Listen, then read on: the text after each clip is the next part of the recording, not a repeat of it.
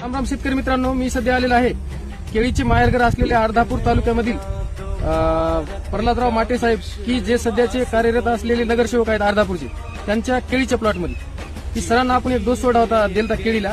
तर सरांना नेमका काय अनुभव आला ते आपण सरांच्या तोंडून ऐकू. नाही ते कसं झालं, अगोदर आम्ही समजा टाकल्याच्या अगोदर केळीवर जास्त प्रमाणात हे होता बघा, ते करपा होता. पण हे आम्ही औषध टाकल्यामुळं जे समजा करपलेले पानं होते ते तर समजा हिरवे होणारच नाही, परंतु बाकीचे पानं तिने समजा करपले नाही. आणि या समजा पोंगा कसा वाटायचा? पोंगा अगोदर कसं पोंग्याचा समजा पेरा आणि ते पोंगा जे आहे ना बघा, त्याच्यामध्ये जे हे आहे असे ते सगळं समजा गाडी चेरा सगळं काही समजा व्यवस्थित झालेलं आहे.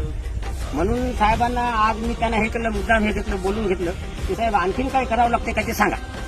कारण समजा केळी हे आपल्या अर्धापूरकरांचं आर्थिकदृष्ट्या फार समजा महत्वाचं पीक आहे आणि केळी असेल तर